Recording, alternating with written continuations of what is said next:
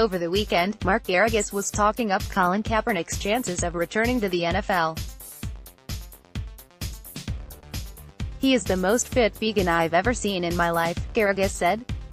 "To my somewhat trained eye, he looks like he's ready to play." Geragos is one of those lawyers who earned their living putting a hand up the backs of troubled celebrities and making words come out.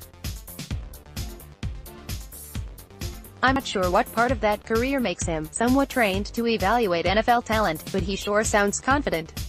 Story continues below. Advertisement. One wonders why. Kaepernick recently beat the NFL in his collusion lawsuit. At least, that's the impression left by a settlement and a gagging order on all parties. Kaepernick fought City Hall and won. Good for him. The smart play would be to take his money and prestige and move on to the next phase of life. Instead, Kaepernick is trying to build a time machine and return to 2013. The curious thing is why he would send his lawyer out to do his talking, and why that lawyer would then say such weird things. The interview was done on CNN. It was occasionally unbearable. At one point, Geragos leaned toward host Ana Cabrera to announce the likeliest Kaepernick landing spot, said, "Carolina," and held out his hand waiting for Cabrera to answer, "Panthers." When she did, Geragos said, "Very good." Cabrera turned directly to camera and gave the audience a bemused look. She should have punched him. Later, Geragos described Kaepernick as Gandhi-esque. Sadly, we couldn't see Cabrera's face as he said it. Story continues below. Advertisement. This level of hyperbole as it applies to multimillionaires discovering politics got tired a while ago. Yes, Kaepernick ought to be congratulated for the heedlessness and commitment of his kneeling protest. The NFL badly underestimated him and took a PR beating. With its breathless "Believe in Something" campaign, Nike gave him back a platform. Then the suit was settled. The rebel forces won this battle decisively. But the war is another matter. The war and its winner, the game of football, was not at issue. That doesn't seem to have seeped into the Kaepernick camp. Geragos was still going on and on. He could not resist putting his poll quote right at the end. "Besides the Panthers, it would not surprise me if Bob Kraft makes a move.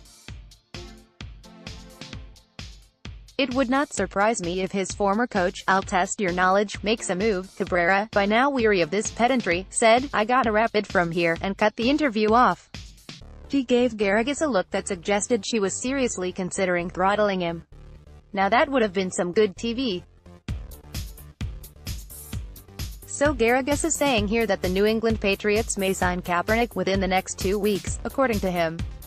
The second bit is confusing. Who's former coach? Kaepernick's or Kraft's? Story continues below. Advertisement. But for argument's sake, let's stick with the Patriots.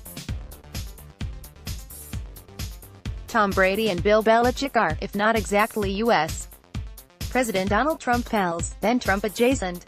Kaepernick is sports' most notorious conscientious objector. That's not the problem.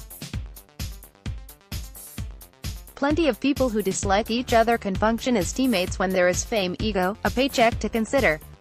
The problem is that the Patriots are run like a beehive. Brady is the queen. Everyone else is a worker. No one is allowed to be a bigger deal than Brady. If you try, you're canned. This system works pretty well. Whether or not he courted the attention, a re-employed Kaepernick would constitute the greatest distraction in the history of sport, wherever he landed.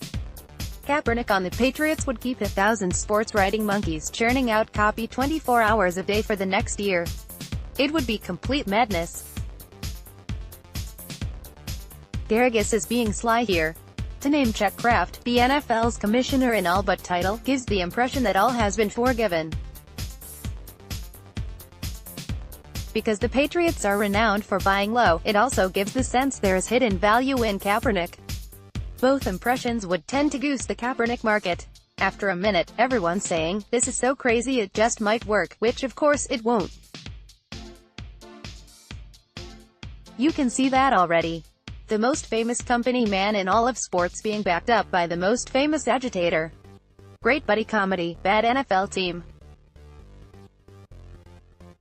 Story continues below advertisement. The question everyone must first ask before they consider Kaepernick, assuming anyone does, is, why? Why would the Patriots pitch a big tent at Foxborough, Mass., and invite the circus to town in return for a no? Who has not played a competitive down in 2.5 years? Why would anyone? NFL teams aren't colluding against Kaepernick. They're exhibiting collective common sense. No one needs this gong show. Were he very, very good, owners could convince themselves that the hassle is worth it. But he isn't anymore. There is no world in which Kaepernick turns a bad team mediocre or a mediocre team good. In tactical terms, he's meaningless. Therefore, there is no upside to hiring him. You'll get a few high fives on social media, then everyone will spend thousands of hours discussing whether Kaepernick will, won't, shouldn't kneel during the anthem in 7 months' time.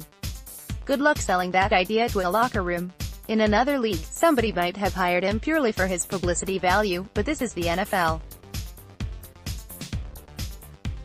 It doesn't need publicity. Story continues below advertisement. So instead you put Geragos on the networks to chuck up Hail Marys. Bob Kraft is very interested.